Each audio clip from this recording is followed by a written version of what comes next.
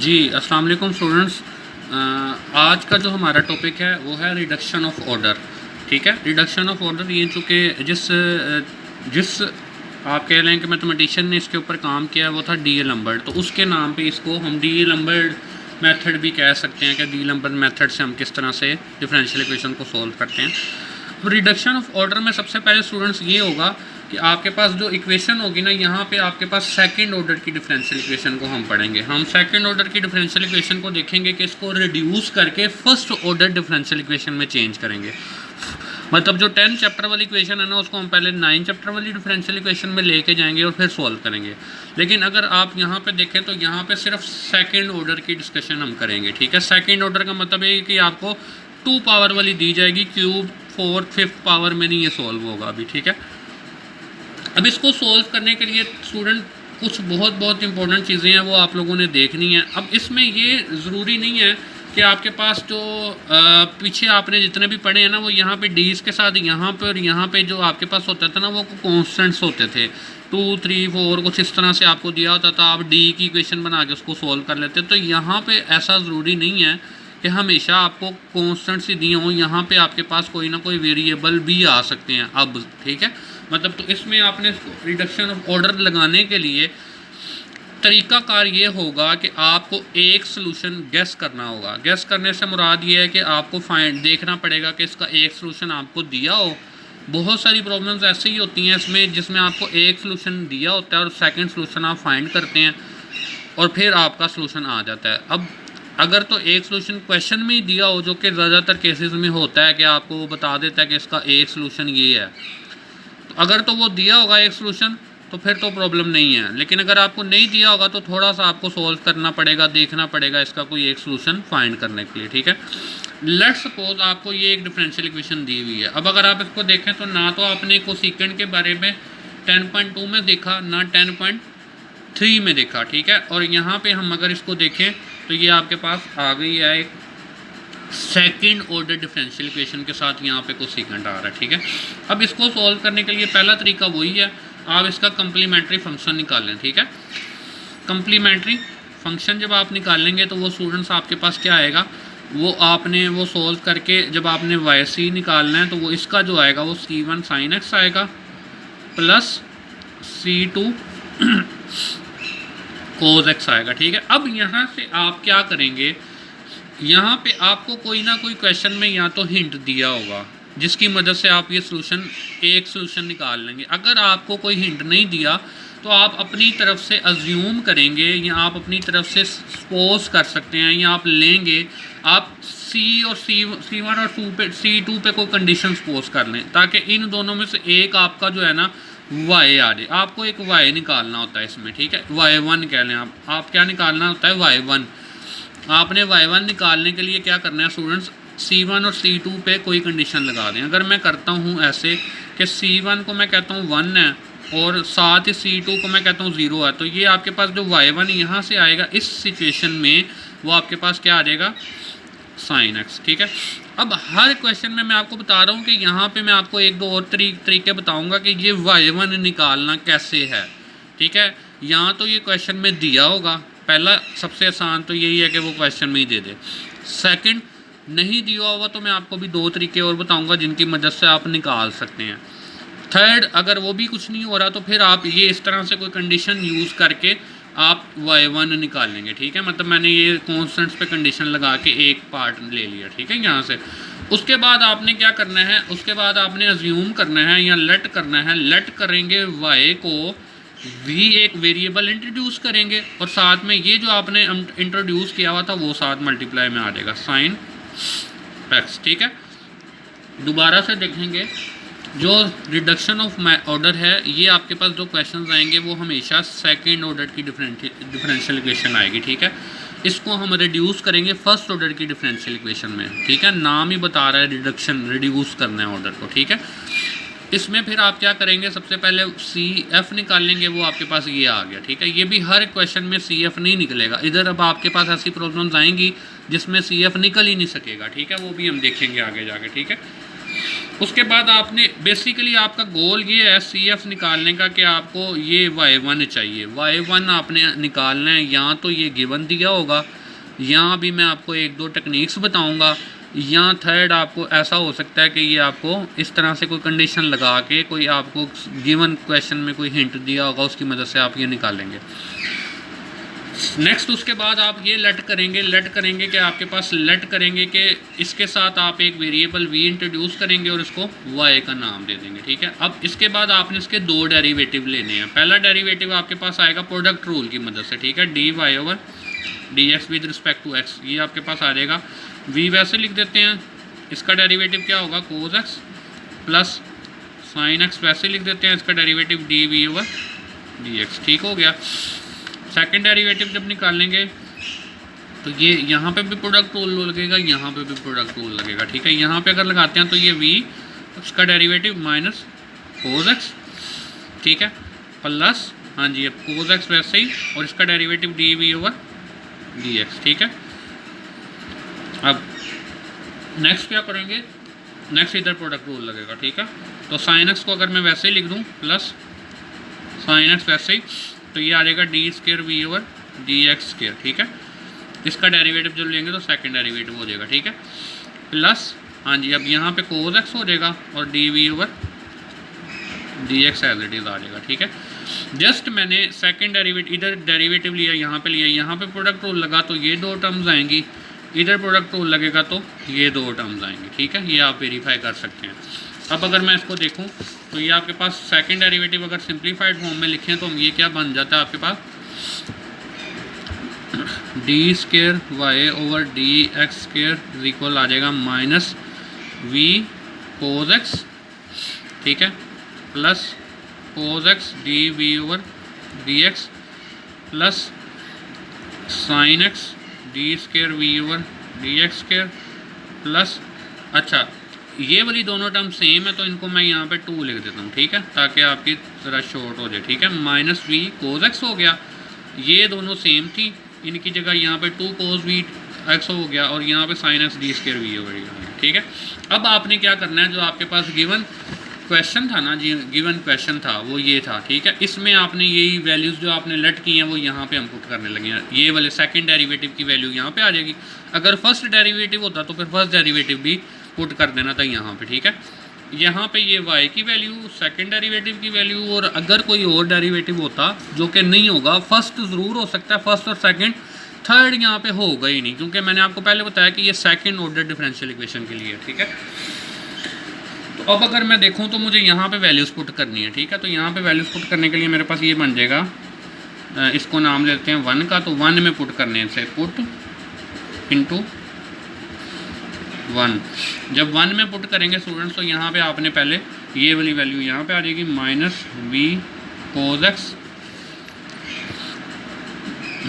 Plus 2 cos x D we over D x plus sine x D square we over x square, ठीक है। उसके बाद next आपके पास क्या है, प्लस वाई। अगर फर्स्ट डेरिवेटिव होता तो फिर यहाँ पे ये फर्स्ट डेरिवेटिव भी पुट होना था, चूँकि नहीं है, फर्स्ट डेरिवेटिव नहीं है तो ये यूज़ ही नहीं हो रही। अब नेक्स्ट वाई क्या था, v x v sine x, ठीक है। तो क्या आएगा यहाँ पे, इधर वाई के साथ जो ये यहाँ पे क्या था, वाई जो हमने यहाँ पे किया था वो क्या था, प्लस वी साइन एक्स, ठीक है, और इक्वल टू कोसेकेंट एक्स, ये आपके पास आ गया, ठीक है।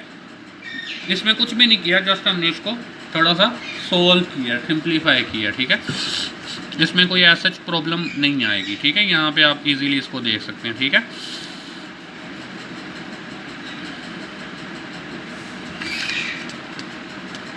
वी साइन एक्स है,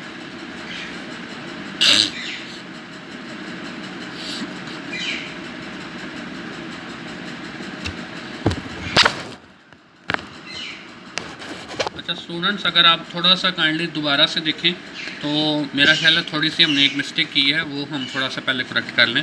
यहाँ पे जब हमने डेरिवेटिव लिए थे तो यहाँ पे जब प्रोडक्ट रूल लगेगा वी वैसे ही, इसका डेरिवेटिव कोज एक्स प्लस फिर साइन एक्स वैसे इसका डेरिवेटिव ये, यहाँ तक तो ठीक था। अब जब यहाँ पे प्रोडक्ट रूल लगना था पहले वी वैसे ही, कोज का डेरिवेटिव माइनस साइन एक्स आना था, यहाँ पर मैंने मिस्टेक कर दी है, ठीक है। यहाँ पर क्या आना था, साइन एक्स, ठीक है, तो ये हम यहाँ पे करेक्शन करने लगे हम, ठीक है। साइन एक्स, फिर ये वैसे ही इसका डेरिवेटिव ये, और फिर यहाँ पे कोस एक्स वैसे ही, और फिर इसका डेरिवेटिव ये, ठीक हो गया। फिर नेक्स्ट जो आप यहाँ पे लगाएंगे तो ये साइन एक्स वैसे इसका डेरिवेटिव प्लस कोस एक्स, और ये वैसे ही, मतलब ये एक छोटी सी हमने मिस्टेक की थी कि यहाँ पे माइनस साइन एक्स था, ठीक है। तो यहाँ पे अगर मैं इसको ठीक कर दूँ तो ये माइनस वी, यहाँ से अगर हम ठीक करें तो ये माइनस वी साइन एक्स है, ठीक है। और इसी को अगर मैं यहाँ पे सही करूँ तो माइनस वी साइन एक्स है। तो ये जस्ट एक एरर था जिसको मैंने करेक्ट कर दिया। तो ये अब आप देखें प्लस वी साइन एक्स है, ये माइनस वी साइन एक्स है, ठीक है। ये बेसिकली यहाँ से ये और ये ज़ीरो हो जाएगा, ठीक है, कैंसिल आउट हो जाएगा। तो इसको अगर मैं ऑर्डर में लिखूँ, तरतीब से लिखूँ, पहले सेकंड डेरिवेटिव वाला लिख लेते हैं, sine x d square v over D x square, ठीक है, plus 2 cos x D we over D x, ठीक है, is equal to cosecant x.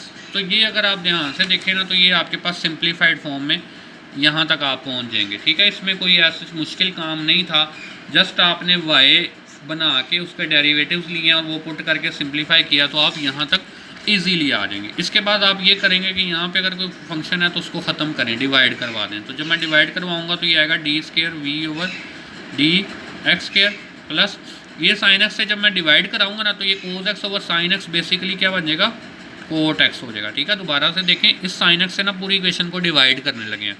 जब डिवाइड करूँगा ना यहाँ पे, इधर डिवाइड करूँगा तो ख़त्म हो जाएगा साइन एक्स से डिवाइड करने पे, इधर डिवाइड करूँगा cos x over sine x cot x हो जाएगा, ठीक है, डी एक्स। जब इधर करूँगा ना तो ये आएगा कोसेकेंट स्क्वायर एक्स। कैसे आएगा, क्योंकि यहाँ पे 1 ओवर साइन एक्स है ना, 1 ओवर साइन, ये जो cosecant x over sine x है वो साइन भी ऊपर जाके कोसेकेंट ही बन जाएगा, तो ये कोसेकेंट स्क्वायर हो जाएगा, ठीक है। तो ये जस्ट मैंने यहाँ पे क्या किया, डिवाइड बाय साइन एक्स। जब मैं डिवाइड कर दूंगा साइन एक्स से तो ये आप इजीली बना सकते हैं, इसमें कोई भी प्रॉब्लम आपको नहीं आएगी, ठीक है। उसके बाद अब आपने इसको यहाँ तक आपने कोई भी ऐसी मुश्किल चीज़ नहीं की। अगर मैं रिवाइज़ करूँ तो जस्ट ये था कि मेरे पास ये डिफरेंशियल इक्वेशन थी, इससे मैंने वाई सी निकाला, उसके ऊपर अपनी तरफ से वैल्यूज़ अज्यूम करके एक y1 निकाल लिया। y1 को हम डिटेल में पढ़ लेंगे और के किस तरह निकाल सकते हैं। नेक्स्ट आपने ये किया कि y सपोज किया, इसके साथ एक वेरिएबल v मल्टीप्लाई करके, ये हर क्वेश्चन में इसी तरह ही आएगा, v मल्टीप्लाई करके y1 के साथ, ठीक है। उसके दो डेरिवेटिव निकालेंगे, दोनों डेरिवेटिव्स आपके पास अगर यहाँ पे जो भी यूज़ हो रही होंगी चीज़ें वो सारी यहाँ पे आप पुट करेंगे, उसको सिंप्लीफाई करेंगे तो आपके पास सिंप्लीफाइड फॉर्म ये आएगी। इसके बाद इसको ख़त्म करने के लिए इससे डिवाइड कर देंगे तो ये चीज़ आ जाएगा। इसके बाद आपने एक और अब यहाँ पे सपोजिशन करनी है, या आप अज्यूम करेंगे या सेट करेंगे। तो आप क्या सेट करेंगे, सेटिंग u, आप एक नया वेरिएबल लेंगे, उसको क्या करेंगे, d we over D x. ये आपका प्रोसीजर है इसको रिड्यूस करने का। ये मैं क्यों लेट कर रहा हूँ, ये प्रोसीजर ही है बेसिकली। ये करने से आपके पास गिवन डिफरेंशियल इक्वेशन जो है वो रिड्यूस होके फर्स्ट ऑर्डर की डिफरेंशियल इक्वेशन में चेंज होगी इस स्टेप से, ठीक है। इसके बाद आप क्या करेंगे, इधर दोनों तरफ डेरिवेटिव लें विद रिस्पेक्ट टू एक्स। तो ये आएगा d u over D x, क्या आ जाएगा, d square v over D x square. अब ये जो दोनों डेरिवेटिव्स मैंने d we over D x है उसकी जगह यू पुट कर दें, d square v over D x square, यहाँ पे d u over D x put करते हैं। इस इक्वेशन में ये वैल्यूज पुट करने लगे हैं। तो ये आप अगर ध्यान से देखें तो ये क्या बन जाएगा, d u over D x plus 2 cot x, ये कोट एक्स वैसे इसकी जगह आ जाएगा u is equal to cosecant square x. Student यहाँ से जब आप देखेंगे ना तो ये आपके पास जो डिफरेंशियल इक्वेशन है, अगर आप ध्यान से देखें, और जो थोड़ा सा स्टूडेंट जिन्होंने ज़्यादा अच्छी प्रैक्टिस की थी वो मुझे बता सकते हैं कि ये कौन सी डिफरेंशियल इक्वेशन है। तो अगर आप ध्यान से देखें तो ये है linear differential equation in variable u। मैंने आपको बताया था कि यहाँ पे u मतलब जो वेरिएबल हो वो भी यहाँ पे हो और यहाँ पे कोई फंक्शन हो x का और यहाँ पे भी x का फंक्शन हो, तो ये आपके पास लीनियर डिफरेंशियल इक्वेशन होती थी।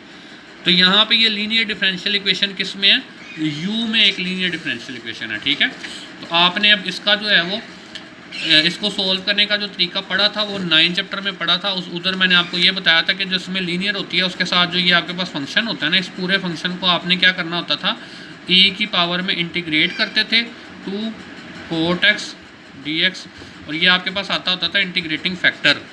इंटीग्रेटिंग फैक्टर आता होता था इस तरह से ही, मतलब जो ये यहाँ पे होता था, यहाँ पे ये x को छोड़ देते थे, तो यहाँ पे जो आपके पास फंक्शन होता था ना, उस फंक्शन को आप बेसिकली, मतलब यहाँ पे अगर y में होती थी ना डिफरेंशियल इक्वेशन, अगर मैं आपको रिवाइज करवा दूँ थोड़ा सा, तो वो वहाँ पे हम ऐसे पढ़ के आते थे, dy/dx plus p(x) y is equal to q(x), ये हम पढ़ के आए थे 9 चैप्टर में, ठीक है। उसमें मैंने आपको बताया था कि ये आपके पास फॉर्म होनी चाहिए, ये फॉर्म थी लीनियर की, मतलब जो यहाँ पे था वो यहाँ पे होता था, यहाँ पे x का कोई फंक्शन होता था, यहाँ पे भी x का कोई फंक्शन होता था। सिमिलरली अगर आप यहाँ पे देखें तो ये जस्ट यहाँ पे y की जगह u आ गया, बाकी x वाला वैसे ही है सारा, ठीक है। तो हम क्या करते थे, p(x) की इंटीग्रेशन करते थे, ठीक है। p(x) यहाँ पे आता था, ठीक है, और यहाँ पे e की पावर में, और यहाँ पे इंटीग्रेटिंग फैक्टर आपको मिल जाता था, ठीक है। ये मतलब e की पावर में करके ये इंटीग्रेटिंग फैक्टर आपको यहाँ से मिल जाता था, ठीक है। तो वही प्रोसीजर मैंने यहाँ पे कर दिया। यहाँ पे आपके पास y की जगह u है, तो यहाँ से जो इंटीग्रेटिंग फैक्टर अगर आप यहाँ से निकालना चाहें तो इस 2 को अगर मैं पहले बाहर लिखूँ तो ये आएगा e की पावर, इंटीग्रेशन अगर कोड की करें तो वो होती है ये बाहर ऊपर ही आएगा, ठीक है, 2 में ऊपर है, पावर में है, ठीक है, 2 ln cos x। ये आप देख सकते हैं कि ये cos x कोट होता है, वो होता है sine cos over cot x होता है ना आपके पास, cos x over sine x, ठीक है, कोट x। तो जब मैंने इसकी इंटीग्रेशन करनी है तो ये इसका डेरिवेटिव ऊपर पड़ा हुआ है ना, साइन का डेरिवेटिव cos x, तो वो ln की फॉर्म में आ जाएगा, ठीक है, ln sin x आएगा, सॉरी क्या आएगा, इसकी इंटीग्रेशन अगर मैं दोबारा से लिख देता हूँ, ये आपके पास आ जाएगी e की पावर 2 ln sin x, ठीक है। ये बेसिकली इसकी इंटीग्रेशन हमने की है, ठीक है। अब अगर आप ध्यान से देखें तो ये आपके पास ये 2 जो है ना वो इधर पहले चला जाएगा, ये आ जाएगा e की power ln sin square x। ला होता है ना, लॉग का ला होता है, लॉग का ला कहता है कि अगर आपके पास इधर है तो उसको ऊपर ले जा सकते हैं, इधर है तो उसको पीछे भी लेके आते हैं लॉग की वजह से, ठीक है। उसके लॉ को यूज़ कर लिया मैंने, ये यहाँ से कैंसिल आउट होकर आपके पास जो इंटीग्रेटिंग फैक्टर आता था वो क्या आ जाता था, हाँ जी, इंटीग्रेटिंग फैक्टर क्या आता था जी, वो आता था साइन स्क्वायर x। ये आपके पास कैंसिल आउट होकर ये इंटीग्रेटिंग फैक्टर आ जाएगा, ठीक है। ये फाइनल आपके पास इसका इंटीग्रेटिंग फैक्टर आ जाता है, ठीक है। उसके बाद फिर मैंने आपको बताया था कि लेफ्ट हैंड साइड पे आपके पास क्या आता था, लेफ्ट हैंड साइड पे आप लिखते थे डिफरेंशियल, ठीक है। किसका डिफरेंशियल आता था, हाँ जी, डिफरेंशियल लिखने के बाद आप क्या करते थे,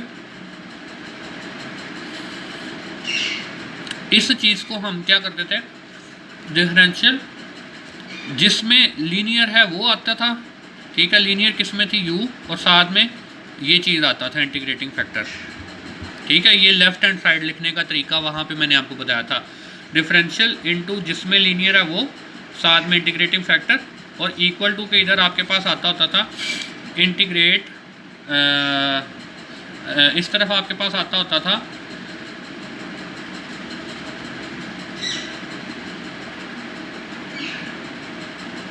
integrating factor multiply integration of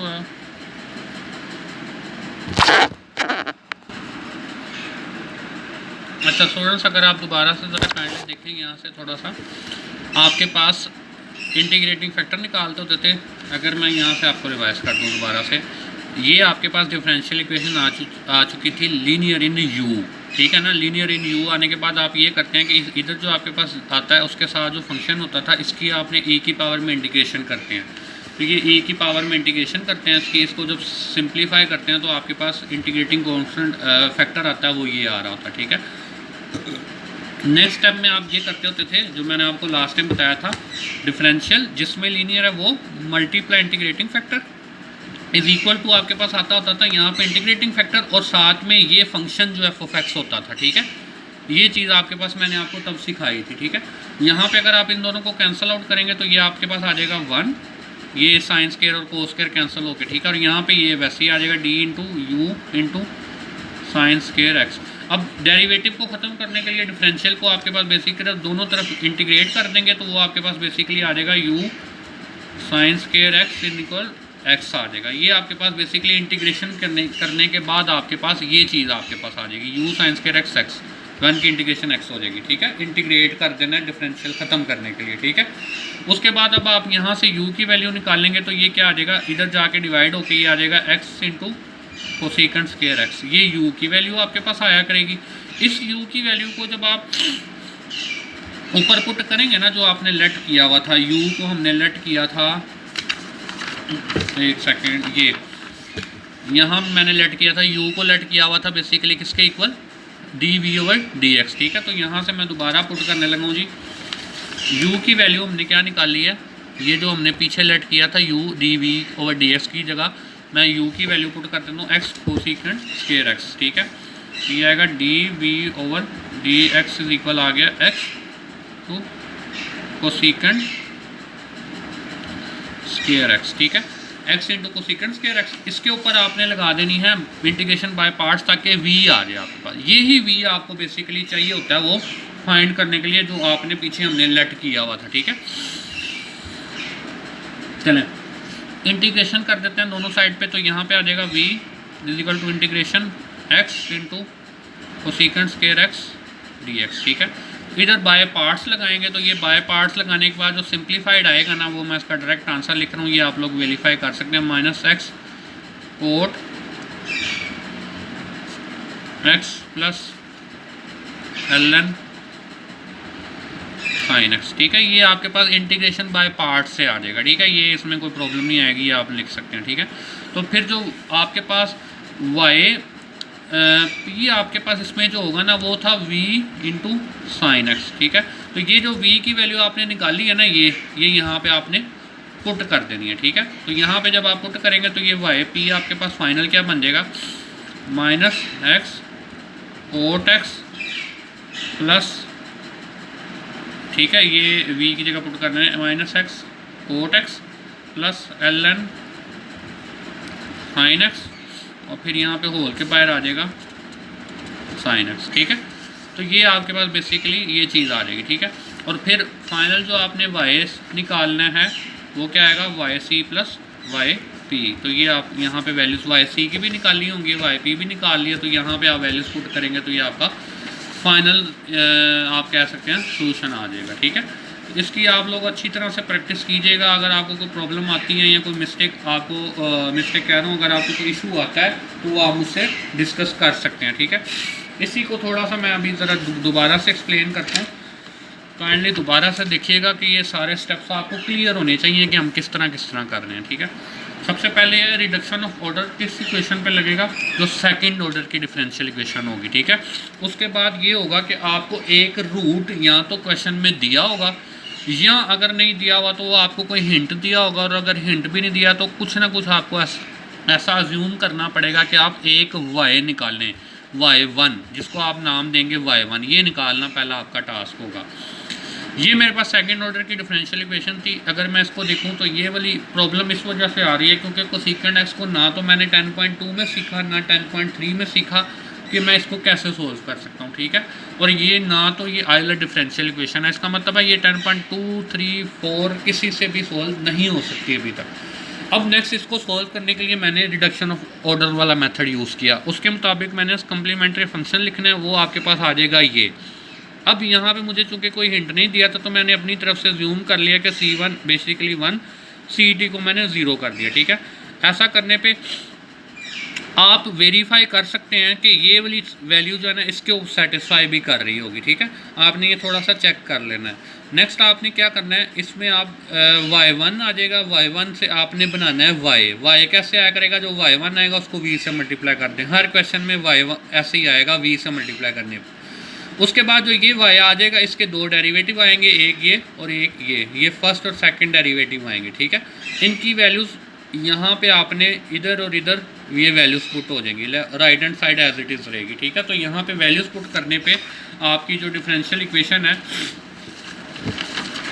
वो कुछ ये चीज़ बन जाएगी। ठीक है, आपने वैल्यूज़ पुट कर देनी है, सेकंड ऑर्डर की वैल्यूज़ पुट करने पे ये चीज़ आ जाएगी। ठीक है, इसकी जब आप लेफ्ट हैंड साइड पे कटिंग वगैरह करेंगे तो ये सिंप्लीफाइड होके ये चीज़ आ जाएगी। ठीक है, उसके बाद आपके पास अगर यहाँ पे इसके साथ कोई फंक्शन है तो उससे डिवाइड करवा दें तो सिंप्लीफाई हो गया, आपके पास ये आ गया। ठीक है, ये यहाँ पे आने के बाद आपने अब इसको कन्वर्ट करना है फर्स्ट ऑर्डर में। फर्स्ट ऑर्डर में कन्वर्ट करने के लिए ये सेटिंग करेंगे, u को dv/dx कर देंगे। ठीक है, तो यहाँ से du/dx निकालने के लिए यहाँ पे डेरिवेटिव ले लिया दोनों साइड पे। ठीक है, उसके बाद आपने ये करना है कि आपके पास ये दोनों वैल्यूज़ जो होंगी वो यहाँ पे पुट कर देंगे। ये पुट करने पे ये चीज़ आ जाएगी। हर क्वेश्चन में यहाँ पे आने के बाद आपका जो क्वेश्चन है वो रिड्यूस हो जाएगा linear differential equation in u।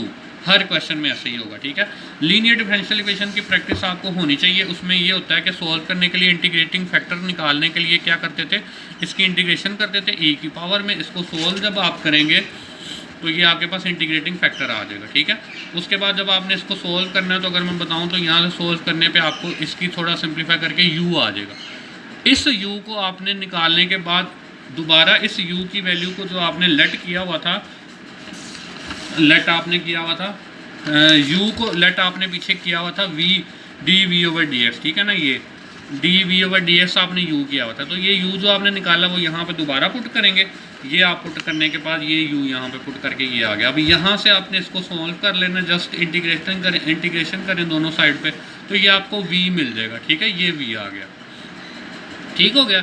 ये जो आपने y1 लिखा था ये yp होगा, इसमें आपने सिर्फ ये v की वैल्यू पुट कर देनी है। ये यहाँ पे ये v की वैल्यू पुट कर दी। ठीक है, तो ये आपके पास yp आ गया, yc भी है, yp भी है, दोनों यहाँ पे पुट करेंगे तो आपका फाइनल सोल्यूशन आ जाएगा।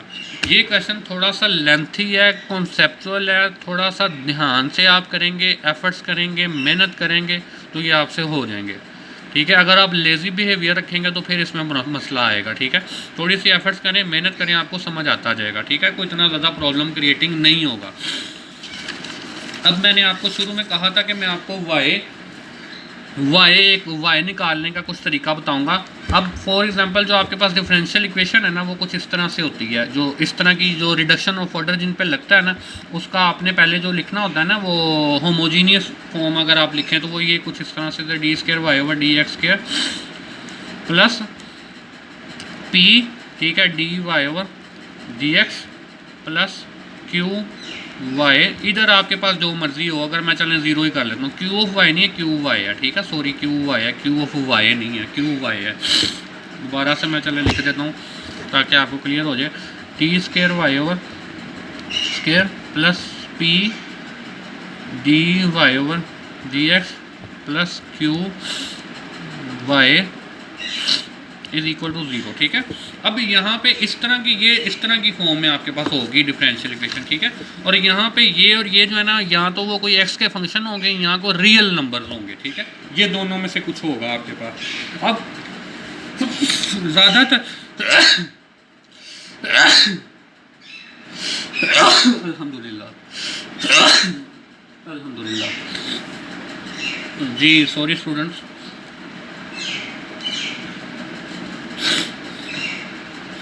अच्छा स्टूडेंट्स, मैं आपको बता रहा था कि रिडक्शन ऑफ ऑर्डर वाली इक्वेशन बेसिकली इस तरह की होगी, सेकंड ऑर्डर की होगी।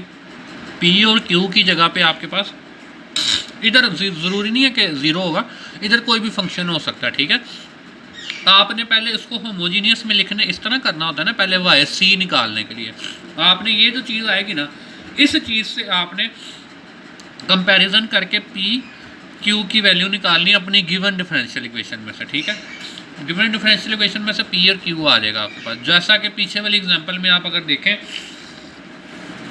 पीछे वाली एग्जांपल में अगर मैं आपको बताऊं, आपके पास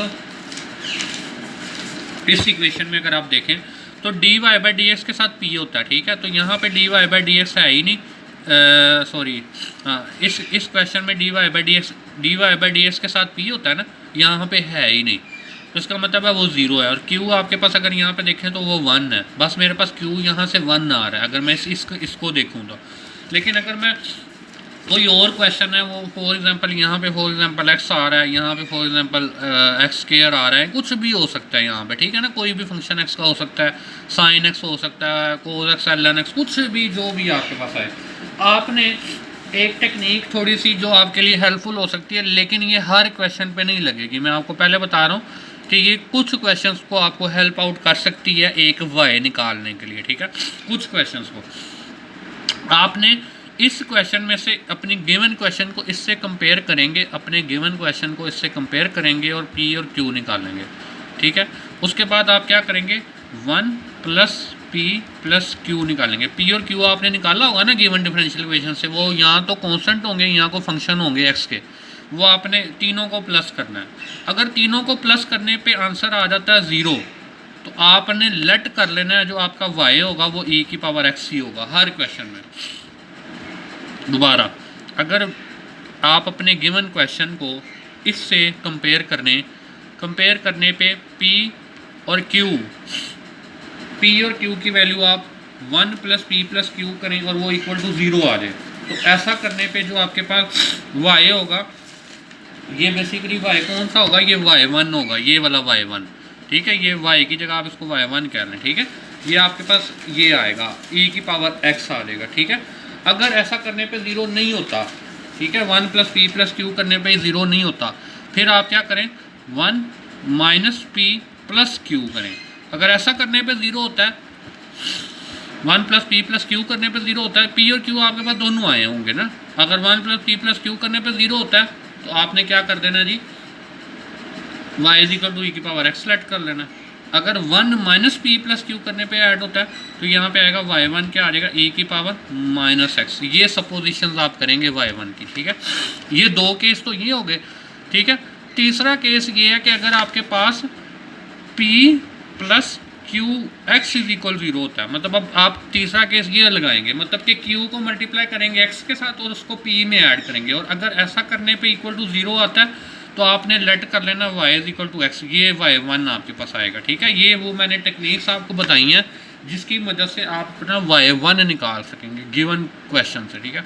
लेकिन अगेन ये हर क्वेश्चन के लिए यूज़फुल नहीं है, ये कुछ क्वेश्चंस के लिए आपको हेल्पफुल हो सकती हैं, ठीक है। ज़रूरी नहीं है कि हर क्वेश्चन पे यूज़ हो, ठीक है।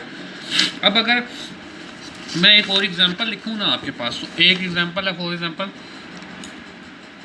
x plus 2 y over D x square minus 2x plus 5 d y over D x plus 2y is equal to x plus 1 e की पावर x।